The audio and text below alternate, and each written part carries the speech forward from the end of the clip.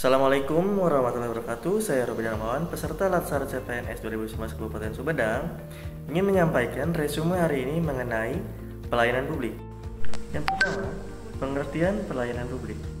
Menurut Undang-Undang Nomor 25 Tahun 2009 tentang pelayanan publik mengamanatkan pelayanan publik adalah kegiatan atau rangkaian kegiatan dalam rangka pemenuhan kebutuhan pelayanan sesuai dengan peraturan perundang-undangan bagi setiap warga negara dan penduduk atas barang, jasa, dan atau pelayanan administratif yang disediakan oleh penyelenggara. Hakikat pelayanan publik. Pada hakikatnya, pelayanan publik yaitu pemberian pelayanan prima kepada masyarakat yang merupakan kewajiban aparatur negara sebagai abdi masyarakat, yaitu melayani masyarakat baik sebagai kewajiban maupun sebagai kehormatan, merupakan dasar bagi terbentuknya masyarakat yang. Tipologi barang dan jasa. Barang dan jasa dibagi menjadi 4, yaitu private goods, toll goods, common goods, dan collective goods. Barang dan jasa individual goods atau private goods merupakan barang yang digunakan untuk memenuhi kepentingan individu, yang artinya bersifat privat. Barang atau jasa yang tersedia melalui mekanisme pasar, baik dengan bentuk hak kepemilikan, sistem kontrak, pasar bebas, atau semua bentuk pasar lainnya yang dibutuhkan. Contohnya, makanan, minuman, dan pakaian. Selanjutnya, toll goods atau barang dan jasa yang dikonsumsi bersama-sama, dan bila menggunakan barang tersebut harus membayar. Layaknya private good, toll goods juga dapat disuplai melalui mekanisme pasar dan dapat dimiliki atau dibeli baik secara pribadi, tapi penggunaannya secara bersama-sama. Contohnya, fasilitas rekreasi, perpustakaan, TV, kabel, jaringan telepon. Yang ketiga, collective goods atau barang dan jasa yang dikonsumsi bersama kolektif secara terus-menerus dan sulit diukur penggunaannya secara individu, dan penyediaannya tidak dapat dilakukan melalui pasar sehingga dibayar melalui pajak. Barang dan jasa tersebut digunakan secara simultan oleh banyak orang dan seseorang tidak dapat menghalangi orang lain untuk memanfaatkannya.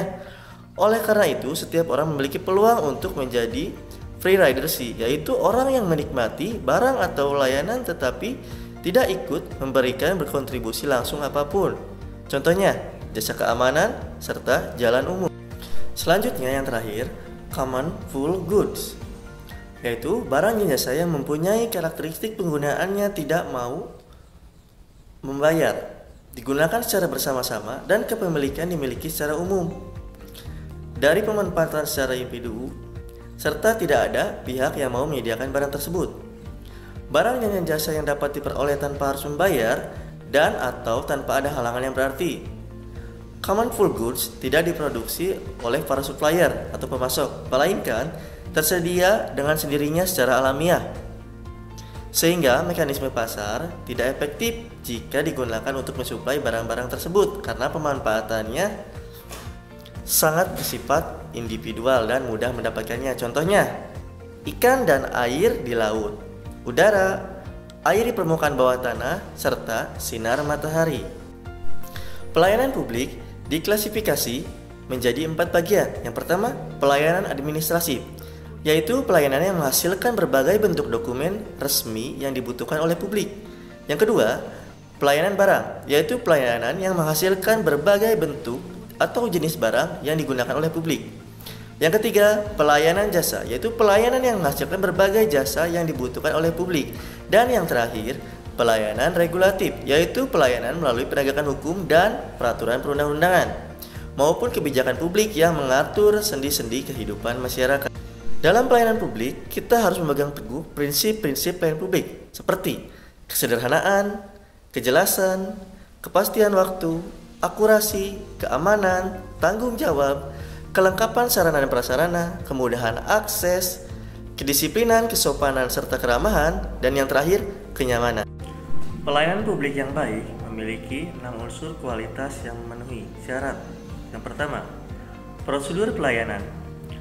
Prosedur pelayanan yang dibakukan bagi pemberi dan penerima pelayanan publik termasuk pengaduannya.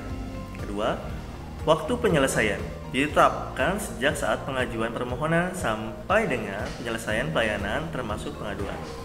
Ketiga, biaya pelayanan. Dalam hal ini, tarif atau biaya pelayanan termasuk rinciannya yang ditetapkan dalam proses pemberian layanan tanpa ada biaya berlebih. Yang keempat, produk pelayanan. Hasil pelayanan yang akan diterima sesuai dengan ketentuan yang telah ditetapkan. Yang kelima, sarana dan prasarana harus disediakan secara memadai oleh penyelenggara pelayanan publik. Lalu, yang terakhir, kompetensi petugas. Pemberian pelayanan harus ditetapkan dengan tepat berdasarkan pengetahuan, keahlian, keterampilan, sikap, dan perilaku yang dibutuhkan. Terima kasih banyak. Sekian penjelasan resume hari ini tentang pelayanan publik. Saya Robi Darmawan. Ucapan terima kasih. Wassalamualaikum warahmatullahi wabarakatuh.